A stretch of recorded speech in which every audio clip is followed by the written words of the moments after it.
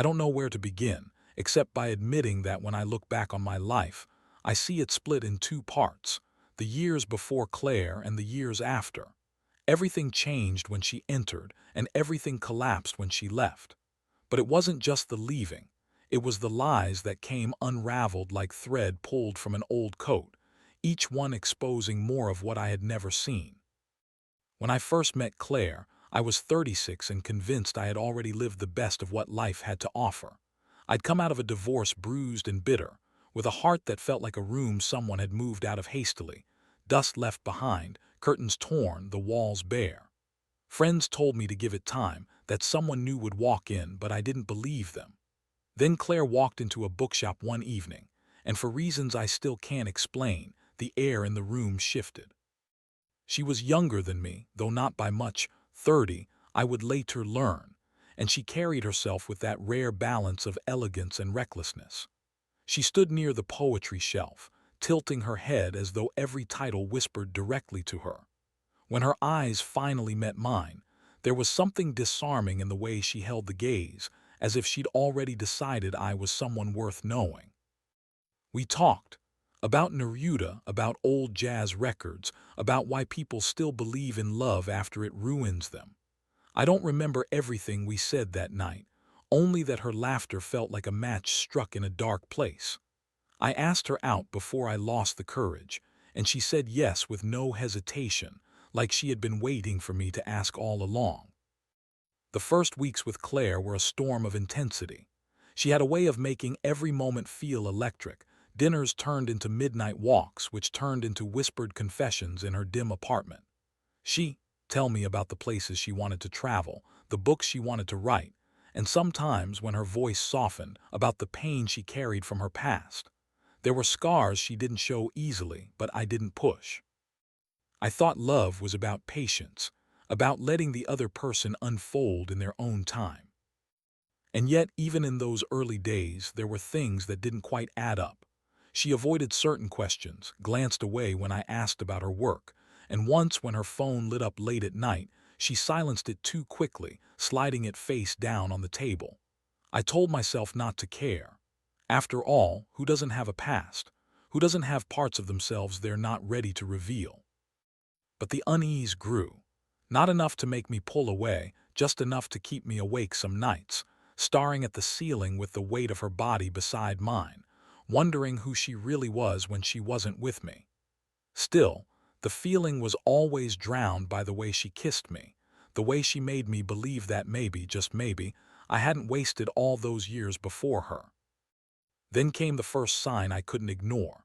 It was a Sunday morning, late autumn, leaves blowing down the quiet street outside my apartment. She was in the shower, humming a tune I didn't recognize when her phone buzzed on the nightstand. I wasn't the kind of man to snoop. I wanted to believe I wasn't, but something in me snapped that morning. Maybe it was instinct, maybe desperation, maybe fear of being blind again. The message preview was short. When can I see you again? Last night was unforgettable. I remember my chest tightening, the words burning into me like acid. My first thought wasn't anger, it was denial. Maybe it was a mistake, maybe someone had the wrong number, maybe Claire would laugh when I showed her. But the way my hands shook, the way my throat closed, told me I already knew. When she came out of the shower, wrapped in a towel, smiling like everything was simple and pure, I didn't say a word. I couldn't. I just watched her move around the room, her wet hair dripping onto the floor, her humming fading into silence as she caught the look in my eyes. She asked what was wrong. I said nothing. She pressed me, but I stayed quiet, because I wasn't ready yet, not to ask, not to hear, not to know. That was the moment, I realize now, when the story truly began. For days after that Sunday morning, I carried the message like a stone in my chest. I didn't confront her, not right away. Instead, I studied her. Every glance, every word, every sudden silence when her phone buzzed became a clue in some cruel puzzle I hadn't agreed to solve. It was as if I had been living in a painting, only to realize the brushstrokes were lies, and now I was seeing the cracks in the canvas. Claire noticed, of course. She asked me more than once if something was wrong, her eyes narrowing with suspicion, but I would just shake my head. mutter that I was tired or distracted by work. The truth was, I didn't know what I wanted more, to catch her in a lie or to be proven wrong. It was on a Wednesday night, nearly 2 weeks later, when I finally found my opening. She had fallen asleep on my couch after too much wine, her phone slipping from her hand. I told myself I wouldn't look, but the temptation roared inside me. My fingers moved before my conscience could stop them. The truth was uglier than I imagined. Messages, dozens of them, threaded over weeks. His name was Daniel. I didn't know who he was, she never mentioned him. But the way they wrote to each other, it was unmistakable. Intimacy dripped from their words, secret plans made, stolen hours hinted at. Phrases like, "I miss the way you touch me," and "you make me feel alive again," carved into me like knives. I put the phone down, careful not to wake her, and sat there in the dim light of the television, listening to her steady breathing as if it belonged to a stranger. Rage swelled in me, but so did a strange, suffocating sadness. I had been betrayed before. My marriage ended because my ex-wife had chosen someone else. But I thought I had learned, thought I had built walls high enough to keep this from happening again. The next morning she acted as though nothing was wrong. She kissed me in the kitchen, made coffee, laughed about a dream she had. I watched her, torn between the desire to scream and the desperate hope that maybe she would confess on her own. But she didn't. She just smiled, brushed a hand across my cheek, and told me she'd see me that night. That evening I didn't go home. Instead, I drove aimlessly through the city, the lights blurring in my vision as though the whole world had become an echo of my turmoil. I ended up in front of a bar I hadn't visited in years, a place I used to drown in after my divorce. Inside, the smell of beer and old wood wrapped around me like an old, unwelcome memory. I ordered whiskey, and then another, until the ache in my chest dulled just enough to breathe. It was there that I made a decision, not to confront her, not yet, but to follow her. I needed to see it with my own eyes, needed proof beyond glowing screens and whispered messages. Maybe it was cowardice, maybe obsession, but I couldn't tear myself away from the need to know the full truth. The chance came sooner than I expected. The following Friday, Claire told me she had a late work meeting. I nodded, pretending to believe her, and then waited outside her building an hour later. When she emerged, she wasn't dressed for work. She was radiant in a way she never was for me anymore. Hair styled, lipstick darker, heels clicking against the pavement with a rhythm that matched the pounding of my heart. I followed her at a distance, my hand slick on the steering wheel. She didn't go to her office. Instead, she met him, Daniel, in front of a quiet restaurant tucked into the edge of the city. He was tall, broad-shouldered, with the kind of easy charm that explained too much. I watched them embrace, her body melting into his, her smile brighter than any I had seen in weeks. Something inside me broke then, but I couldn't leave. I stayed in the shadows, watching them walk inside together, as if punishing myself with every step she took further away from the woman I thought I knew. Hours passed before she returned home. I followed again, this time all the way back to her apartment.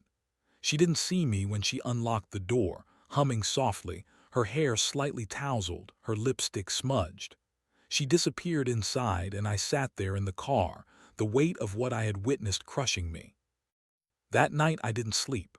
I replayed it all in my mind, the way she looked at him, the way she laughed, the way she lied so effortlessly to me. And yet beneath the fury there was something else, an unbearable curiosity. Who was Daniel, really?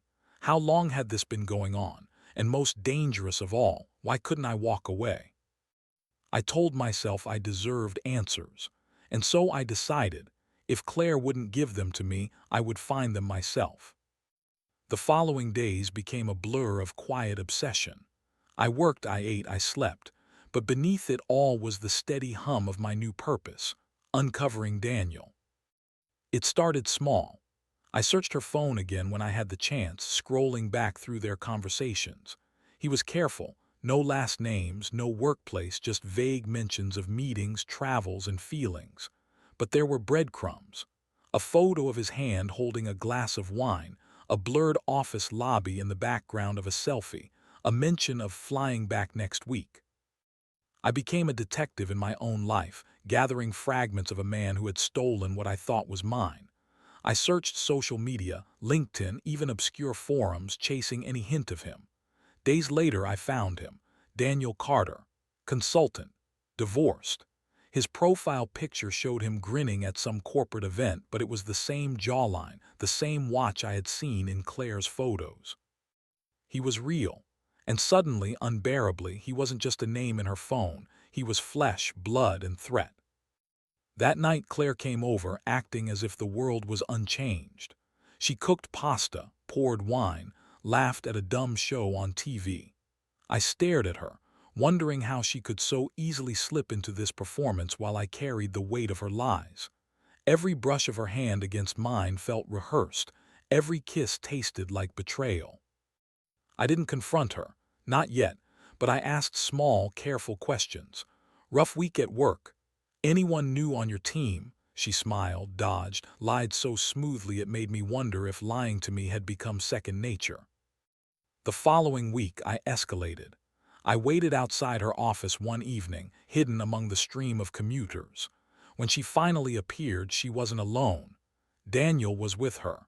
They didn't touch in public, but the energy between them was unmistakable, the quiet intimacy of two people sharing a secret world. I followed him this time, watched him drive away in a sleek car, tracked him to a downtown condo.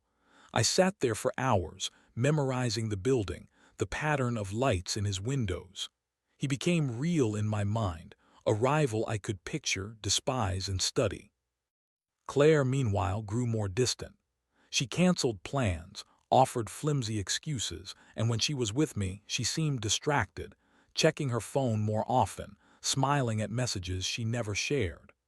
My patience frayed with every passing day, torn between the urge to expose her and the dark, gnawing desire to see how far she would go.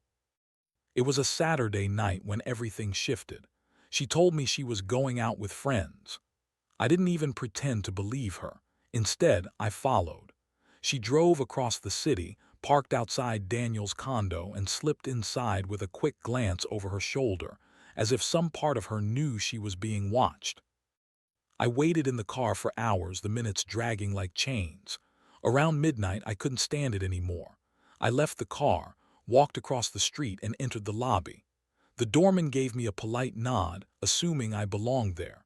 My heart hammered as I stepped into the elevator, the number she had pressed flashing in my mind from the brief glimpse I'd caught weeks earlier. 17. I stood in the hallway, staring at his door, the muffled sound of laughter leaking through the wood.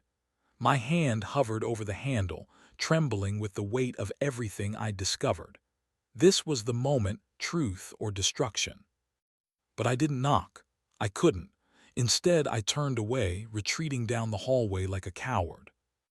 The drive home was a blur. My thoughts burned hotter than ever: anger, sorrow, curiosity, obsession. I wanted to confront her, to demand answers, to scream at Daniel, to rip apart the illusion they had built. But I also wanted, God help me, to keep watching, to see what else she would do, how far she would fall. The next morning, Claire called me, her voice bright and cheerful. She asked if I wanted to meet for brunch, as if she hadn't spent the night in another man's bed. I agreed, my tone calm, steady, betraying none of the storm inside me. Because now I had a plan. I wouldn't confront her yet. I would let this play out. I would collect every lie, every stolen moment, every betrayal, until I had the full picture. Only then would I decide what to do with it, whether to burn it all down or to walk away and leave her trapped in the ruins she created. But one thing was certain: I would no longer be blind. And as I watched her smile at me over coffee that morning, I realized something terrifying. Part of me still loved her, and part of me hated her just as much. The following days became a careful dance of observation and restraint. I watched her every move, memorized the subtle ways she shifted when she thought I wasn't paying attention, cataloged the faint traces of Daniel's presence in her life. There were mornings when she left the apartment earlier than usual, afternoons when her phone buzzed incessantly, and evenings when she returned, pretending fatigue, pretending innocence. Each time, my chest tightened with suspicion, my mind racing with questions I didn't dare ask aloud. I started following Daniel more closely, mapping his routines, his comings and goings, noting patterns. I discovered he frequented a small, dim bar near the waterfront, a place with low light and whispered conversations. One night I parked across the street, watching through the rain-smeared windows. Daniel was there, his hand brushing against Claire, her laughter spilling into the smoky room. Their faces were close, their bodies intimate without touching. It was maddening, a deliberate torture I imposed upon myself.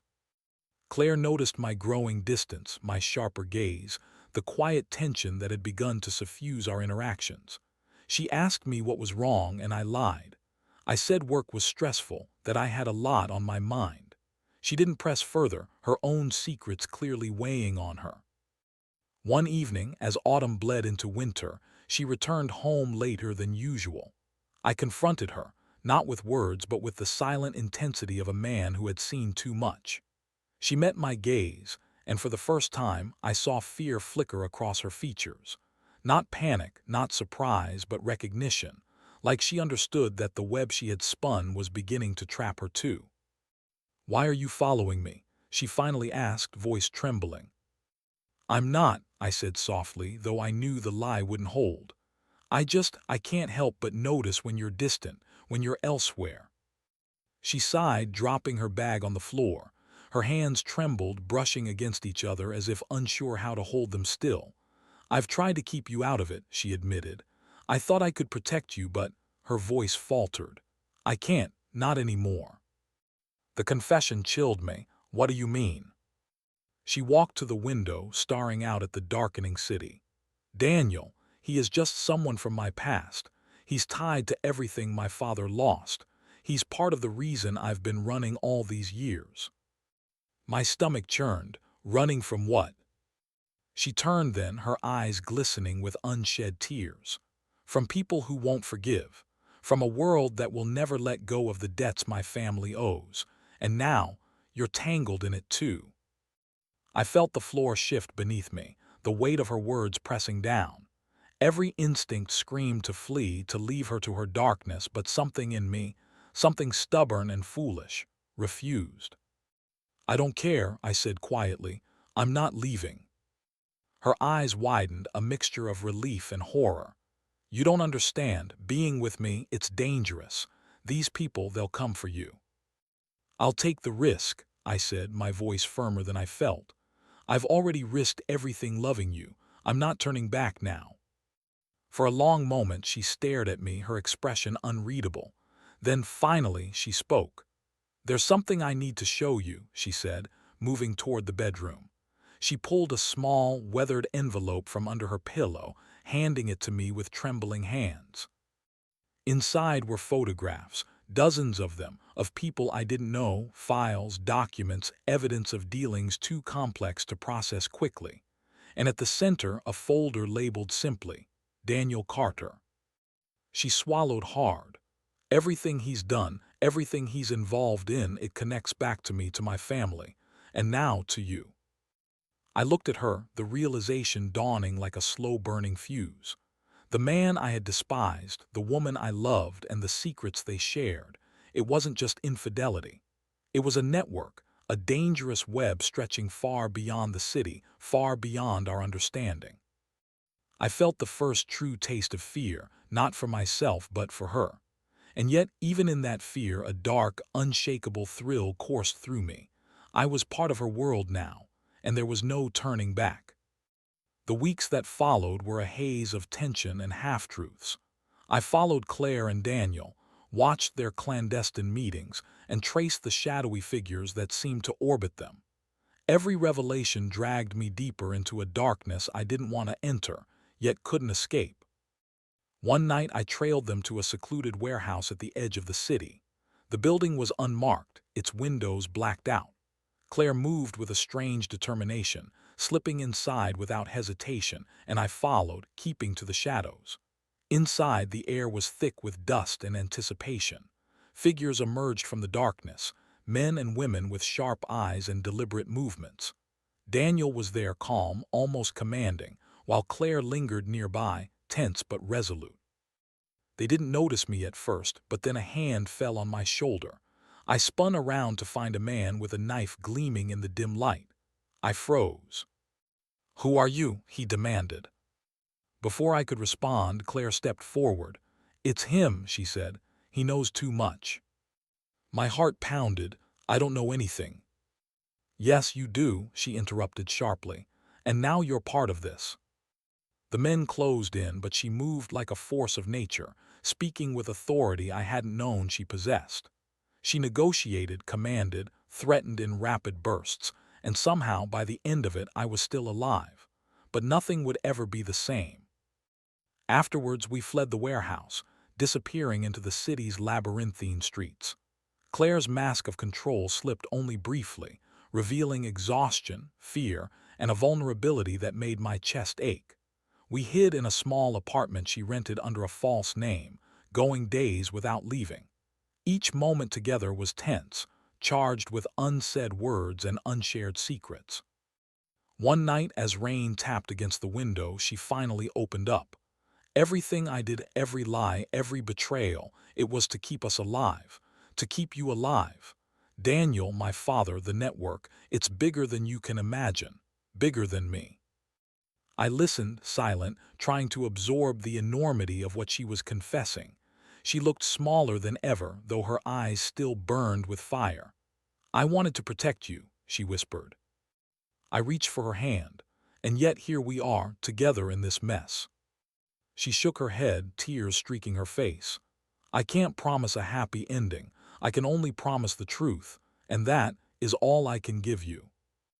Days later, Daniel disappeared from our lives, leaving behind only fragments of the world he had built around Claire. But the threat never fully vanished. Every shadow, every whisper, every unexpected knock at the door reminded me that our pasts were not something we could escape. I don't know what will come next. I don't know if the network will find us, if Claire's secrets will finally consume her or me. All I know is this: I am bound to her, tied by love, betrayal, and promises I can't break. And though the world may be dangerous and uncertain, I cannot turn away. Because even in the midst of lies, even in the shadow of danger, I still love her, and part of me always will. The rain falls outside now, endless and relentless, and I sit here writing this, knowing that the next twist could come at any moment. All I can do is hold on to her memory, hold on to the promise we made, and brace for the storm that is still coming.